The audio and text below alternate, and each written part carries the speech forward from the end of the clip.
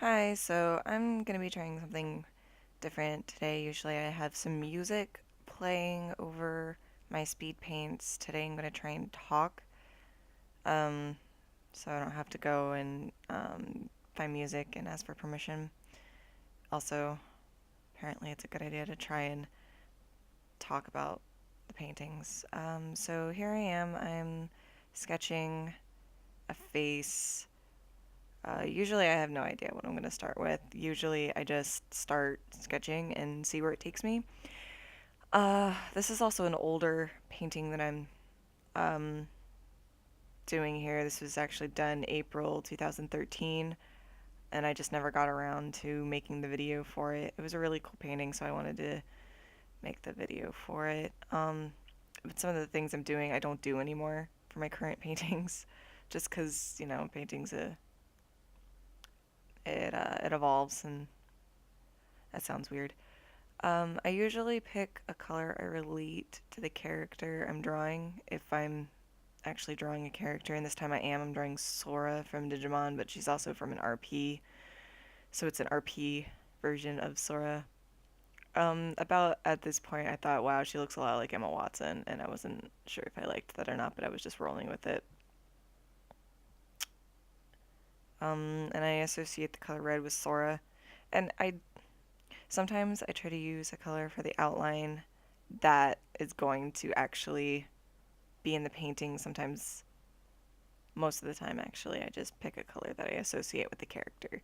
I don't know why, I just do. Um, so I was being way more precise with my sketch than I really am nowadays. I wanted to stick with it, and I was live streaming. I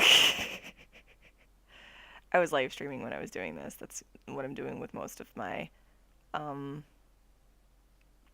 my recordings. And this part, when you just saw, I was talking to one of my viewers. And this is something here I don't usually do, where I just block in a shape and then go over top of it. Generally, I sit there and just sketch and sketch and sketch until something works. But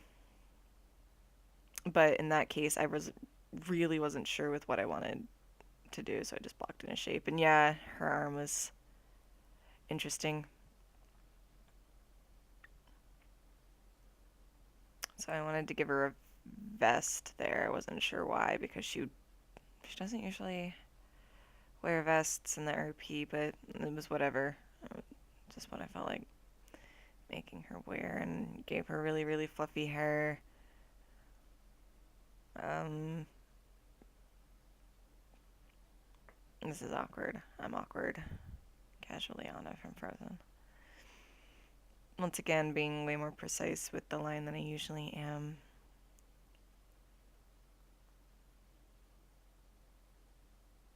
Part of the reason I don't like doing line art is because of what you see right there is I need to draw in the curves first and then connect them, and it's just a hassle. I don't like it. It makes it look sketchy, and so the way to do that, to make it look good and not sketchy if you're actually trying to have finished line art, is actually to blow it up way higher than you would ever post it anywhere, and then reduce the size after you have the lines.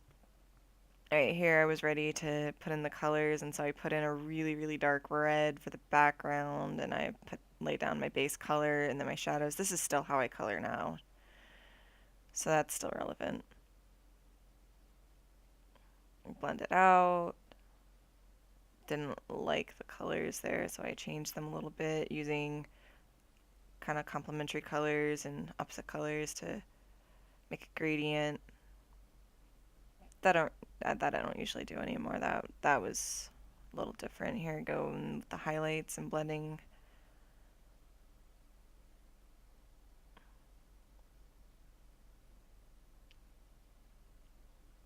And the important thing about shading a face is to, instead of thinking of it as a face, is think of it as a bunch of shapes. So like the cheeks are kind of like circles, the nose is kind of like a triangle. And I found that helped me out a lot when I was learning how to shade faces, was to think of them more as a shape rather than how the hell do I shade a face. And I didn't I didn't cut out the part where I was talking on Skype because I actually wanted you guys to see that. Normally I cut that out. Like, also when I go on Tumblr, I usually cut that out too. Because I figure you just want to see the speed paint or nothing else. But this is how I paint. I usually talk. I take little breaks by going on the Tumblr like you do there, and that was actually the RP there that I was looking at. And it actually helps me a lot to be streaming while I'm painting because otherwise I'm like, oh, nobody's gonna see me. I can take however long I want.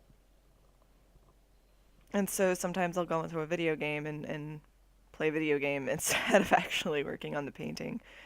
Um, the whites of the eyes, in order to make sure they looked whiter, I actually used more of a blue than a real white, just to have some contrast there, considering it was looking quite red.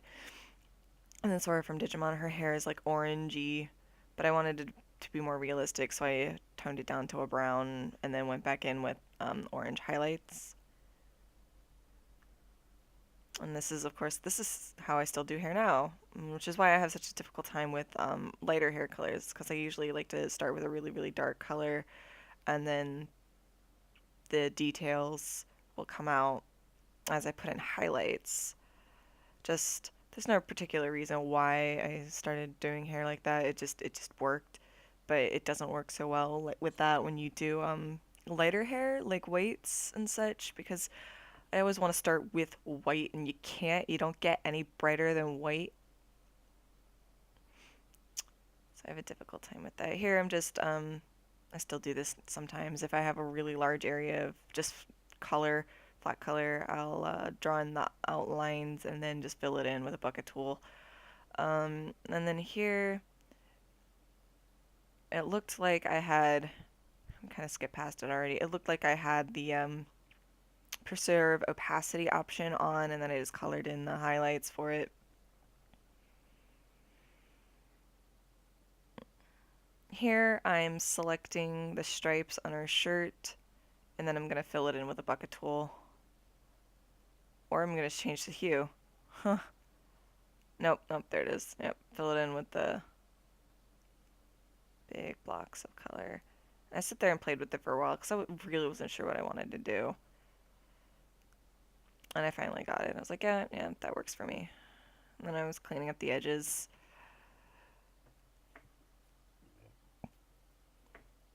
Excuse me.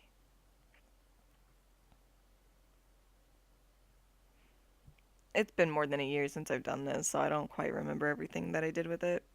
I do remember this part, though. I wanted some sort of background that was relevant to uh, the RP. I'm not really that good with backgrounds. It's something I struggle with. It's one of my opportunities to improve, and I was like, maybe she's on top of a building, because in this RP, Sora was on top of buildings a lot. Um, it's like, alright, maybe there's windows below her, and those are some, like, really, really crappy windows. If I have to sit there and draw a building, I can draw a building.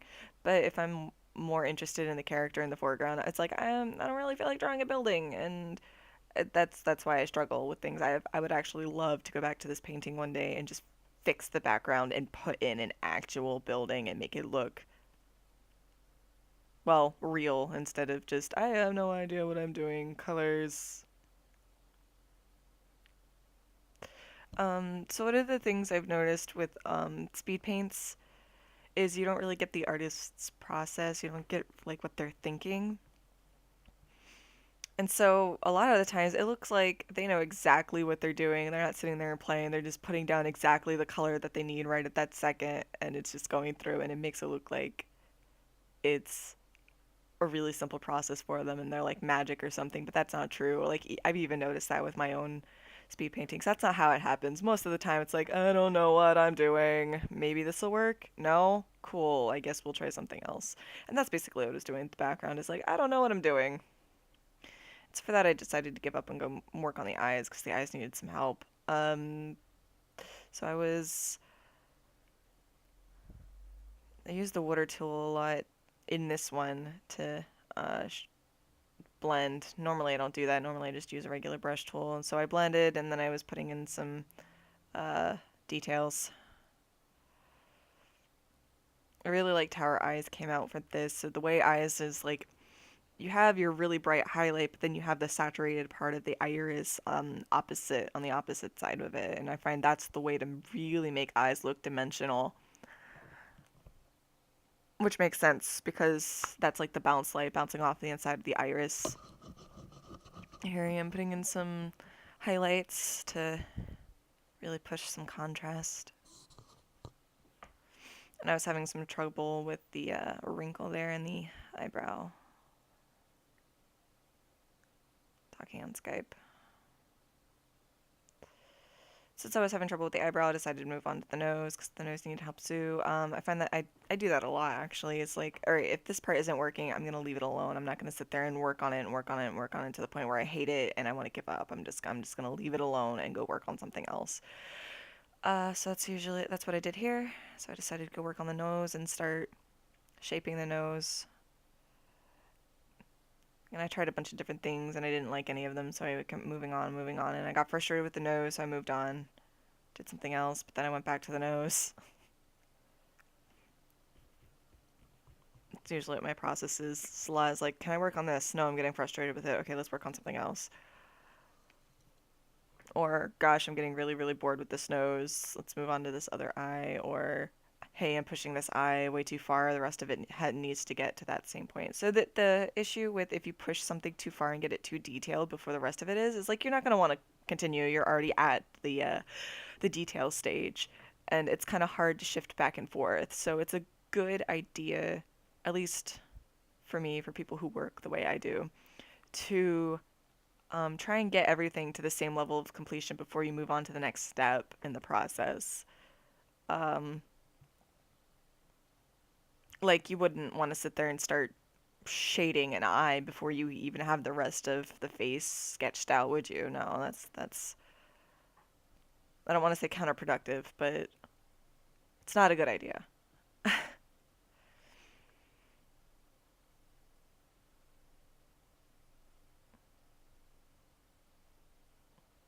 Adding some glowing highlights to make everything look glowy.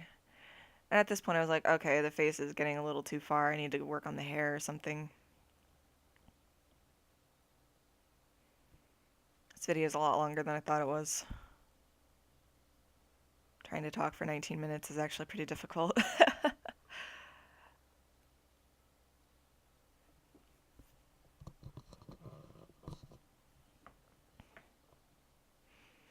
Alright, so I'm just adding more highlights into the hair. Trying to shape the hair up a little bit more because it was looking really dark. It's supposed to be dark though. Nighttime, of course, it was like obviously this isn't natural light. This isn't real light. This is not something that would actually occur in real life. This is highly stylized light. That's really, really emphasizing her face. I do rotate the canvas a lot, especially when I'm doing hair, because I find doing curves one way is the best way I can do things. It's like if I sit there and try to move my wrist in uncomfortable positions to get the curves, it's not going to work. It's going to look weird. So instead of trying to rotate my wrist uncomfortably, I just rotate the canvas. It's a lot easier to do that. I do that in real life too when I'm working on, here I am on Tumblr, when I'm working on um, acrylic canvases. If I'm sitting there trying to do specific curves, I'll just rotate the canvas. The difference between doing it in real life and doing it here, though, is, I have to worry about getting my hand on wet paint. So I usually have to brace my arm on something else. The vest needed help, and I really wasn't sure what this vest was made of, so I was like, alright, maybe it's kind of vinyl-y, and that's why I gave it some hard highlights. And I wanted to shape it a little bit more, give it some sort of volume to it. Of course, I think I made the vest too shiny, made it look like she's wearing, like, plastic or something. But other people I've asked about it said, no, it looks fine to me. It looks like it's got, like, a vinyl outer to it, like it's supposed to be waterproof, and it goes like, well, I mean, I guess that would make it practical, and considering Sora was homeless in this RP, most of our characters were homeless in this RP. It was a really awesome RP.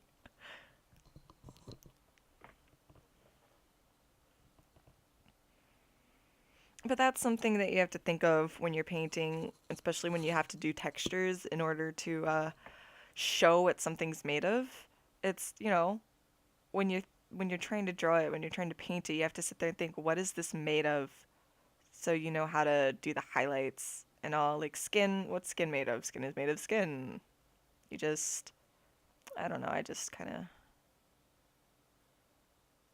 know how to paint skin. I didn't really know how to paint that best though. Oh wow, this is so old that I still had Photoshop CS2 instead of CC, which is what I have now. But a lot of times I'll sit there and I'll do the paintings, like the actual painting work in Paint Tool side just because I like the way it works, and then I'll go into Photoshop to do the details, which is what I'm doing here. I'm doing the details, I'm editing things, making the colors brighter or not. Just because I like the way Photoshop does the details better. And it's, I find a lot of artists do that where they'll sit there and they'll paint in a painting program and then they'll go and they'll do the finishing touches in Photoshop. And that's fine. However you want to work, you don't have to do everything in one program. Hell, there are people who make webcomics where they draw most of it on by hand and then they scan it in and then edit it in Photoshop, and that's how they get the finished product.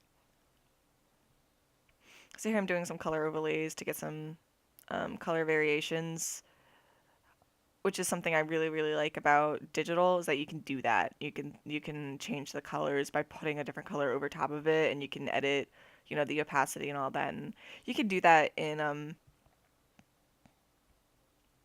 traditional too. You just have to, I don't want to say you have to get it right the first time. You don't, but you have to start later. You can't just like put down a really saturated color and adjust the opacity of it. Of course, you have to start with small layers and or thin layers and build it up and build it up and build it up. So here I decided I didn't want it to be as realistic as I thought originally. I saturated the colors a little bit, made the shadows darker just to give it some drama. And then I was switching back and forth between the edits I'd done. And here's the finished piece. It looks a little bit different than it did on the stream just because the stream is lower quality.